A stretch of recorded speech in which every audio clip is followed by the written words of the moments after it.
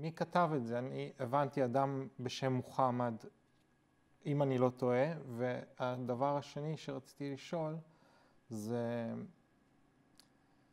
האם הוא היה דמות אמיתית או פיקטיבית? כמו ששאלתי אותך על ישו, אני רוצה לדעת גם על מוחמד. קודם כל אני אומר מה שהקוראן אומר. הקוראן אומר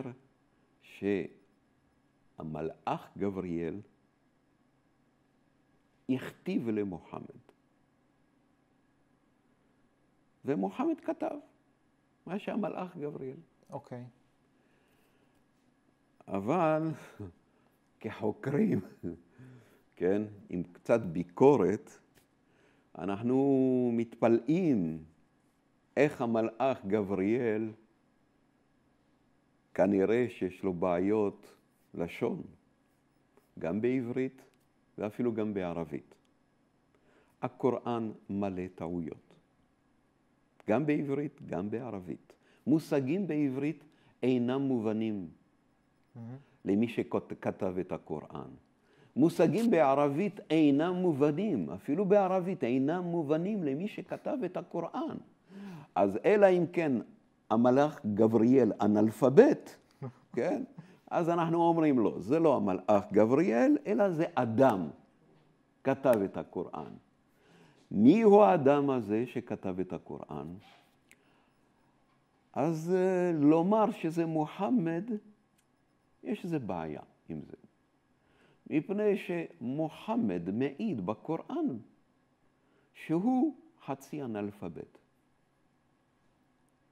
אז האם הוא אומר את זה על מנת שאנחנו נראה שלמרות שהוא חצי אנאלפבית, הוא מביא לעולם ספר, ואז נתפלא ונאמר, וואו, אז באיזה נס?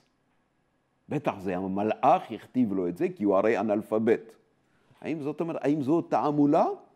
או שבאמת הוא היה חצי אנאלפבית, ומישהו כתב לו את זה, סופר.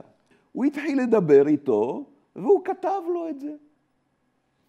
החוקרים מתלבטים. הבנתי. בין זה או זה. בסוף המאה השישית, בחיג'אז, זאת אומרת סעודיה ערב של ימינו, כן? היו שם דוברי ערבית, שבטים ערביים, שהם היו מה שנקרא פרה-מונותאיסטים. הם לא האמינו באל אחד, היה להם הפנתיאון של אלים, האמינו באלים רבים. הם היו מה שהיום קוראים עובדי אלילים. אבל בתוך חיג'אז התחילו יותר ויותר להגיע הן יהודים, רבנים, והם נוצרים מכל מיני זרמים.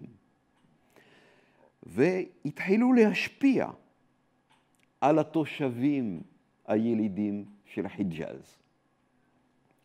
ואפילו אותם התושבים התחילו לבוא אליהם ללמוד, אם בבית כנסת, בישיבה, אם בכנסייה, אצל כומר. ולאט לאט ספגו. מוחמד כנראה היה אחד מאותם יראי אלוהים. זה מושג של נוכרי שלאט לאט מתקרב הן לאמונה היהודית או לאמונה הנוצרית.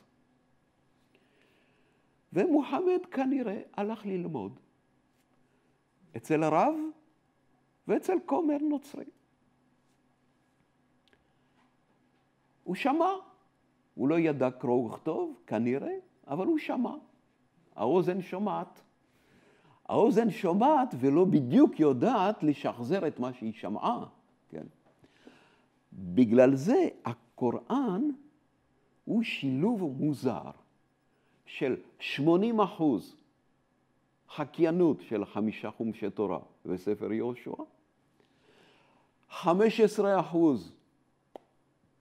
הברית החדשה, האבנגליון, 4% אמונות טרום מונותאיסטיות של אותם הערבים עובדי אלילים, ו1% אולי המצאה עצמית של אותו כותב הקוראן, של נאמר, נקרא לו כרגע מוחמד.